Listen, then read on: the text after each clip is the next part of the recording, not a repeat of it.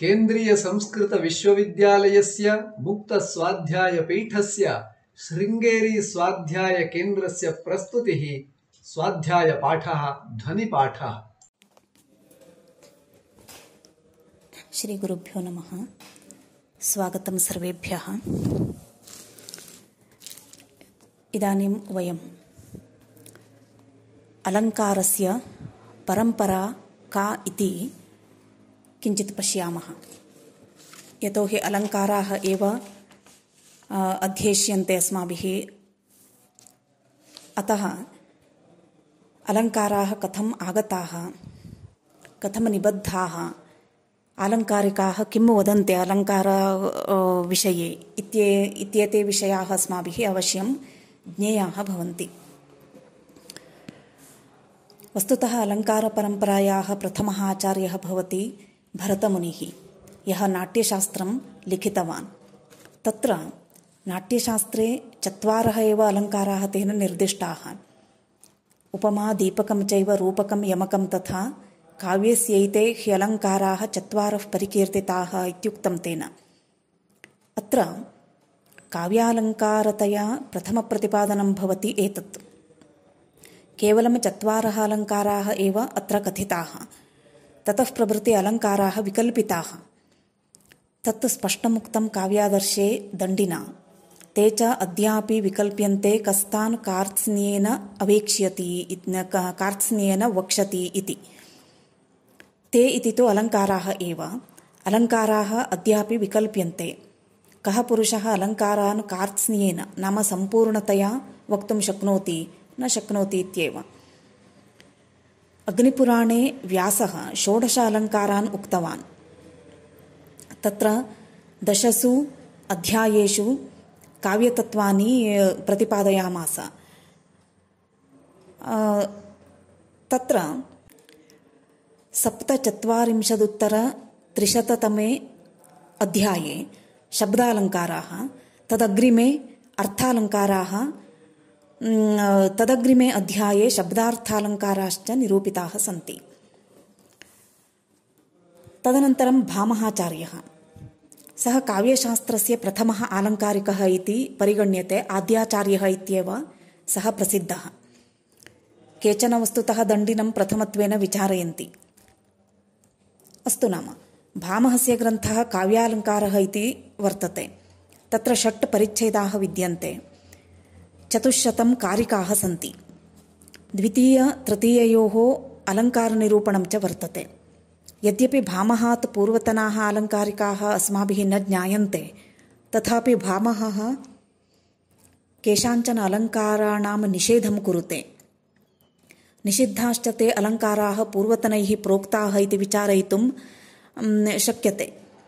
तथा भामहेन खण्डिताः अलङ्काराः एते भवन्ति: हेतुः, सूक्ष्मं, लेशः, चित्रम् इत्यादयः। हेतुश्च सूक्ष्मलेशोऽथ नालङ्कारतया मताः इत्युक्तं तेन। तेन लक्षणकथनेन एते अलङ्काराः प्रस्तुताः। स्वभावोक्तिः, उपमा, रूपकं, दीपकम्, आक्षेपः इत्याद्याः। आहत्य 37 अलङ्काराः उक्ताः तेन। तथैव संसृष्टिप्रदर्शनमपि कृतं। कयोः अलङ्कारयोः संसृष्टिः, सङ्करः इत्यादि। तदनन्तरं दण्डी, एषः दक्षिणदेशीयः अलङ्कारिकः वर्तते। तेन काव्यशोभाकरान् धर्मान् अलङ्कारान् प्रचक्षते इति काव्यलक्षणमुक्तं। तेन च कथिताः अलङ्काराः बहवः भवन्ति। स्वभावोक्तिः, उपमा, रूपकं, दीपकम् इत्यादि। संसृष्टिनिरूपणमपि तेन कृतमस्ति। एवम् आहत्य 36 अलङ्काराः तेन उक्ताः। भामहस्य काव्यालङ्कारे दण्डिना काव्यादर्शे च एकः पादः समानतया दत्तः वर्तते। तदनन्तरपादः द्वयोरपि विरुद्धाभिप्रायप्रदर्शनपरः भवति। काव्यालङ्कारे एवमस्ति: गतोस्तमर्को भातेन्दुः यान्तिवासाय पक्षिणः इत्येवमादि किं काव्यं वार्तामेनां प्रचक्षते इति। काव्यादर्शे तु गतोस्तमर्कः भातेन्दुर्यान्तिवासाय पक्षिणः इतीदमपि साध्वेव कालावस्था निवेदने इति भवति।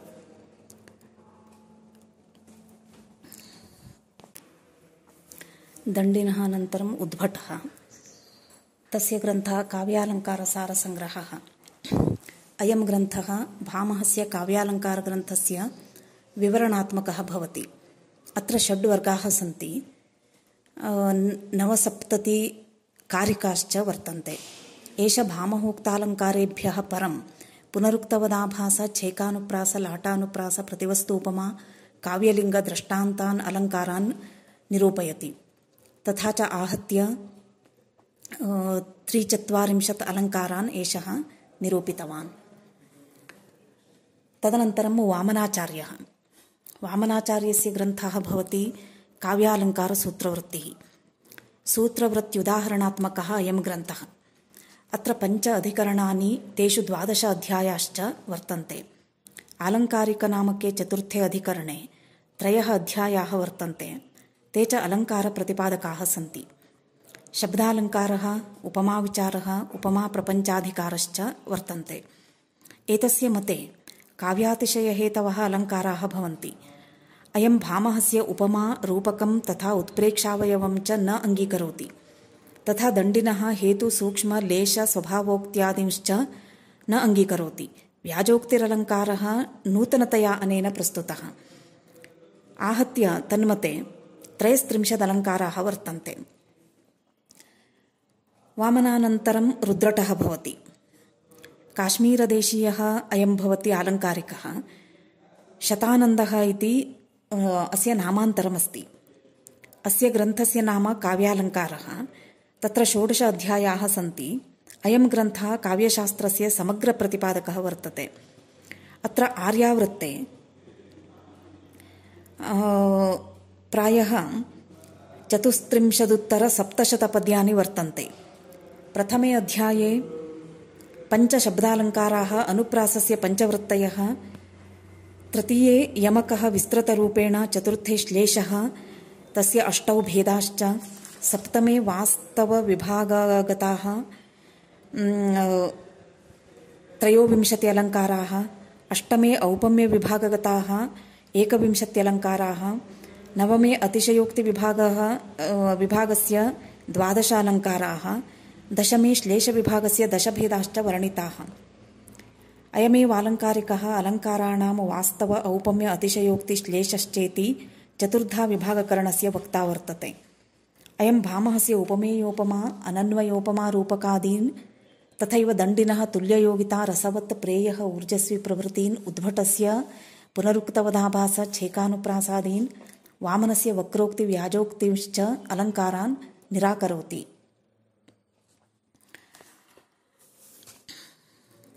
तदनन्तरं भोजः। सरस्वतीकण्ठाभरणं, शृङ्गारप्रकाशश्चेति 2 अलङ्कारग्रन्थयोः कर्ता भवति भोजराजः। ताभ्यां ऋते व्याकरण, आयुर्वेदादिष्वपि अस्य पाण्डित्यमस्ति। धाराधीशः राजा आसीत्। अस्य सरस्वतीकण्ठाभरणे 5 परिच्छेदाः वर्तन्ते। द्वितीये परिच्छेदे 24 शब्दालङ्काराः, तृतीये 24 अर्थालङ्काराः, पुनः 24 उभयालङ्काराश्च वर्णिताः सन्ति। आहत्य 43,600 कारिकाः विद्यन्ते। पूर्वालङ्कारिकाणाम् अलङ्कारैः सह विरोधः प्रकटितः। बहवः अलङ्काराः स्वकल्पितालङ्कारतया उक्ताः तेन, जाति, गति, रीति इत्यादि। तदनन्तरं मम्मटाचार्यः। अस्य ग्रन्थः काव्यप्रकाशः। एतत्तु जानन्ति भवन्तः। सूत्र, वृत्ति, कारिका उदाहरणात्मकः ग्रन्थः अयं। ग्रन्थकर्ता महान् वैयाकरणः अपि आसीत्। दृश्यकाव्यं विहाय समग्रस्य काव्यशास्त्रस्य प्रतिपादकत्वेन सुप्रस्थितः अयं ग्रन्थः। अत्र 10 उल्लासाः विद्यन्ते। एषु नवमोल्लासे शब्दालङ्काराः प्रतिपादिताः। उपकुर्वन्ति तं सन्तं ये अङ्गद्वारेण जातुचित् हारादिवदलङ्काराः ते अनुप्रासोपमादयः इति एतस्य अलङ्कारलक्षणं वर्तते। तत्र वक्रोक्ति यमक श्लेष चित्रालङ्काराः सप्रभेदं प्रपञ्चिताः। उभयालङ्कारः पुनरुक्तवदाभासश्च। दशमोल्लासे 1/6 संख्याकाः अर्थालङ्काराश्च निरूपिताः सन्ति। पूर्वालङ्कारिकाणां भामह दण्डि उद्भट वामन रुद्रट भोजानां कांश्चन अलङ्कारान् सः निषिध्यति। स्वकल्पितत्वेन विनोक्ति सम अतद्गुणालङ्कारान् निर्दिशति। तथा च मम्मटः 67 अलङ्कारान् लक्षयामास। अत्र इदं वैशिष्ट्यं श्रद्धेयं यत् संस्कृतवाङ्मये सर्वाधिकव्याख्यानानि श्रीमद्भगवद्गीतायाः एव सञ्जातानि। द्वितीयस्थानं मम्मटस्य काव्यप्रकाशाख्यग्रन्थस्यैव। एवं तस्य अत्यन्तं गरिष्ठतमं स्थानमस्ति अलङ्कारशास्त्रे। तदनन्तरं रुय्यकः। अस्य आलङ्कारिकस्य ग्रन्थः भवति अलङ्कारसर्वस्वम्। अयं तु सूत्रात्मकः ग्रन्थः। केवलम् अलङ्काराः अत्र प्रतिपादिताः। तदर्थम् अत्र 68 सूत्राणि 88 सूत्राणि विहितानि सन्ति। अस्य ग्रन्थकारस्य मतानुसारेण परिणामः, उल्लेखः, विचित्रं, विकल्पः, भावोदयः, भावसन्धिः, भावशबलता इति 7 अलङ्काराः इदं प्रथमतया अलङ्कारत्वेन परिगणिताः। अत्र विशेषः वर्तते यत् भावोदय, भावसन्धि, भावशबलताश्च अलङ्कारतया उक्ताः, ये च अन्येषाम् अलङ्कारतया नाभिमताः। रसभाव तदाभास तत्प्रशमानां निबन्धनेन रसवत् प्रेय ऊर्जस्वी समाहितानि। भावोदयः, भावसन्धि, भावशबलता च पृथगलङ्काराः इत्येवं क्रोडीकृत्य रुय्यकः 82 अलङ्कारान् वदति। तस्य अनन्तरं वर्तते जयदेवः। अस्य अलङ्कारग्रन्थस्य नाम चन्द्रालोकः। ग्रन्थकारः अयं पीयूषवर्ष इति अपरनाम्नापि विख्यातः। विदर्भदेशवासी अयं भवति। मातापितरौ सुमित्रा महादेवौ। काव्यप्रकाश इव श्रव्यकाव्यस्य सर्वाङ्गप्रतिपादकः ग्रन्थोऽयम्। अत्र 10 मयूखाः विद्यन्ते। पुनः 75,200 कारिकाश्च। अनुष्टुप्छन्दः उपयुक्तम्। तेषु 5मे मयूखे शब्दार्थालङ्काराणां निरूपणं विहितम्। एतस्य अलङ्कारलक्षणं यथा शब्दार्थयोः प्रसिद्धा वा कवेः प्रौढिगतेन वा हारादिवदलङ्काराः सन्निवेशमनोहराः इति। आहत्य 87 अलङ्काराः प्रतिपादिताः अनेन। तेषु प्रहर्षण, विषादन, उल्लास, पूर्वरूप, अनुगुण, अवज्ञालङ्काराः नूतनतया उद्भाविताः सन्ति। अयं चन्द्रालोकः बालानां सुगमतया अवबोधात्मकः ग्रन्थः भवति। चन्द्रालोकादृते प्रसन्नराघवम् इति नाटकमपि अयं रचितवान्। तस्य अनन्तरं भवति विश्वनाथकविराजः। उत्कलदेशे जन्म प्राप्य एषः महान् आलङ्कारिकः सञ्जातः। अस्य पिता 14 भाषाज्ञानी आसीत्, चन्द्रशेखरः इति तस्य नाम। कविराजः अयम् 18 भाषासु पण्डितः आसीत्। अस्य अलङ्कारग्रन्थः भवति साहित्यदर्पणः। साहित्यदर्पणादृते प्रभावतीपरिणयः इति नाटकं, चन्द्रकला इति नाटिकां, राघवविलासमहाकाव्यं, नरसिंहविजयाख्यं खण्डकाव्यं, कंसवधकाव्यं, कुवलयाश्वचरितनामकं प्राकृतकाव्यं, प्रशस्तिरत्नावली इति 17 भाषाकाव्यं, काव्यप्रकाशदर्पणः इति काव्यप्रकाशटीकां च निरमात्। साहित्यदर्पणः दृश्य श्रव्यकाव्ययोः उभयोः प्रतिपादकः भवति। काव्यप्रकाशादयः केवलं श्रव्यकाव्यप्रतिपादकाः इति स्थिते अयं ग्रन्थः उभयप्रतिपादकः इति अस्य ग्रन्थस्य वैशिष्ट्यं वर्तते। अत्र 10 परिच्छेदाः विद्यन्ते। तेषु 10मे अलङ्कारनिरूपणं विहितम्। उभयालङ्कारः, पुनरुक्तवदाभासः, शब्दालङ्काराः तथा अर्थालङ्काराश्च प्रतिपादिताः। अत्र 72 अलङ्कारान् अवदत्। अनन्तरमागच्छति अप्पय्यदीक्षितः। तेलङ्गदेशे विजयनगराधिपतेः वेङ्कटपतेः आश्रितः आसीत्। सर्वशास्त्रपारङ्गतः अयं च काव्यशास्त्रसम्बन्धी ग्रन्थद्वयं कुवलयानन्दः चित्रमीमांसा चेति रचयामास। व्याकरणस्य अद्वैतवेदान्तस्य मीमांसायाश्च ग्रन्थाः भक्तिपराः अनेके ग्रन्थाः तदनु दीक्षितैः विरचिताः।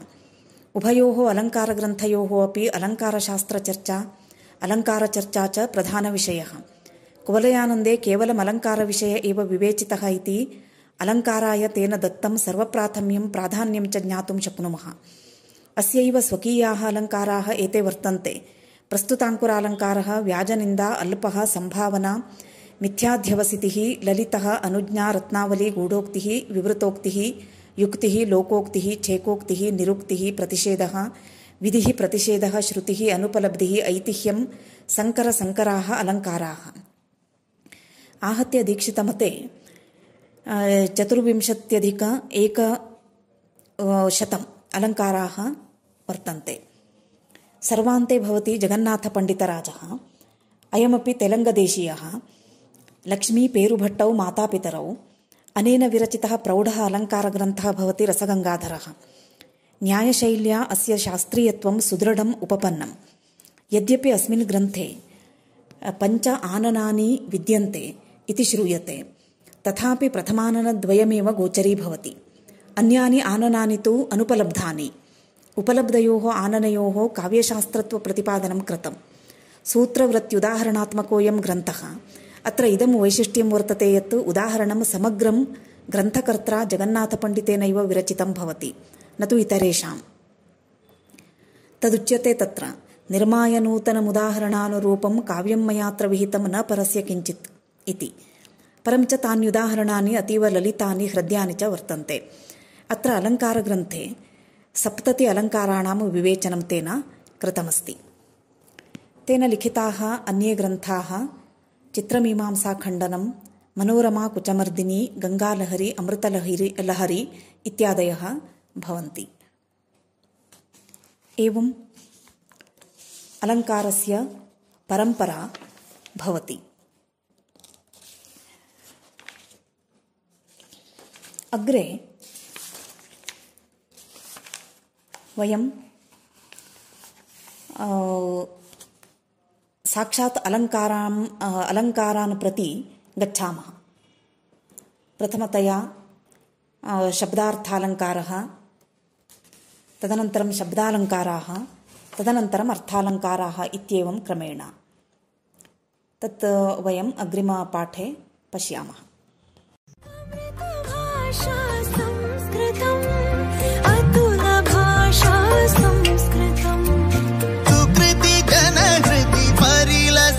शुभवरद भाषा संस्कृतम् भुवन भाषा संस्कृतम् भवन भाषा संस्कृतम् भरत भुवि परिलसित काव्य मनोज्ञ भाषा